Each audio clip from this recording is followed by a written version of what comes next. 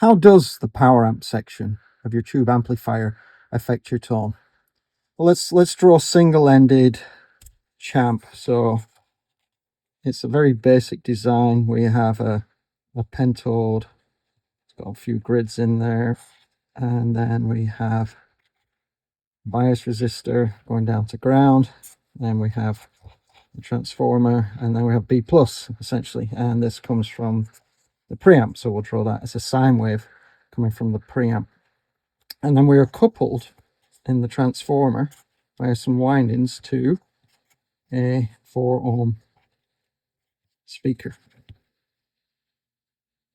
So this voltage here, is going to be about 340 volts, and by the time we do the windings ratio, it's probably going to be a 50th of that by the time it gets down to here. So it's just going to be a few volts. And the way this steps down in voltage, we also improve the current. So the current increases as the voltage decreases, so we can drive the actual speaker coil with a higher current. Now this speaker though reflects its impedance back to here. So in a Fender champ, this 4 ohms becomes about 5 kilo ohms here. So the impedance is reflected backwards. But the problem with impedance is it's not constant. So if you look at the impedance curve of a typical speaker, it kind of looks like this. So we have some low frequency things. So this could be about 45 kilohertz. And then we have a period of flatness. And then as frequency increases, the impedance of the speaker increases. Call that Z. Call that F for frequency. So in effect, the 4 ohms is a nominal value that gets reflected back and probably is indicative of this area here, maybe up to a kilohertz or more. So what happens when we reflect this impedance back? Well, this amplifier, it changes its characteristics and starts to amplify more, because this isn't 5K, it might be 7K, it could be 8K. It depends on what the frequency is. So the frequency response of this circuit here, or this little system, actually the gain of the amplifier increases with higher frequencies. So when you use a load box, and the load box is just a pure resistive load, which we'll call R, then that frequency response is going to be flat. If the load has a reactive element, i.e. something that emulates the impedance of the speaker coil, then we should see some characteristic like that. So let's get the amplifier and a signal generator together. So we'll put a SIGGEN here, and then we're going to put an oscilloscope across the speaker, and we're going to examine the frequency response with a speaker inserted, and then with a resistive load, and we're going to look at the difference. Let's turn our amplifier on, let it warm up. And what you're seeing there is a 1 kilohertz sine wave fed directly into the power amp. So there's no preamp stage here. And so let me increase the frequency in kilohertz increments. And you can see the amplitude increases. So what causes that increase? So we're about 10 kilohertz. I'm coming back down now. It's 1 kilohertz. What causes that increase? Well, the impedance of the power amp, so the impedance of the speaker increases as frequency increases.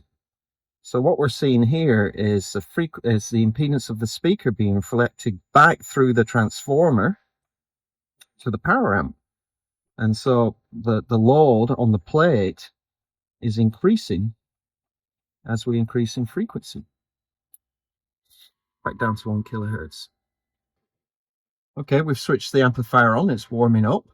And now we've inserted a resistive load, purely resistive, which is actually a Tom Scholl's power soak, all resistors, no capacitive or reactive element.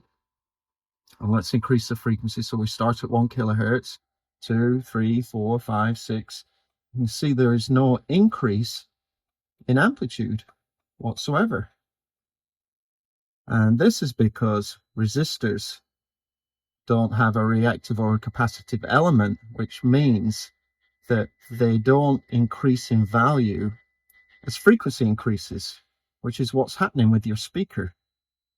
So as the higher frequencies go into the speaker, the impedance of the speaker increases. We reflect that back through to your power amplifier, through the transformer, ends up on the plate as an impedance, and the gain increases, but not with the case with a purely inductive load.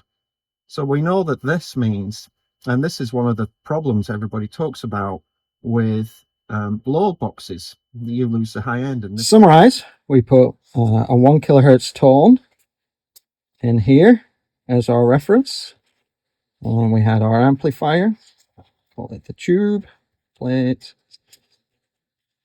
cathode, blah blah blah, transformer B plus, and then that was coupled to our 4 ohm speaker in one instance, and it was also coupled to a 4 ohm resistor, which in effect was Tom Scholl's power soak. And we noticed that when 1 kilohertz came through, it was fine. When we increased the frequency with the speaker, the amplitude was higher because we are reflecting a higher impedance back to this circuit here. And we know that our impedance curve looks like this. So the higher frequency you go, the more the impedance increases of the speaker. So this amplifier exhibits more gain. And then when we put the 4 ohm resistor on, we saw it was flat because this is purely resistive load, where this impedance is made up of the reactive load of the coils of the speaker.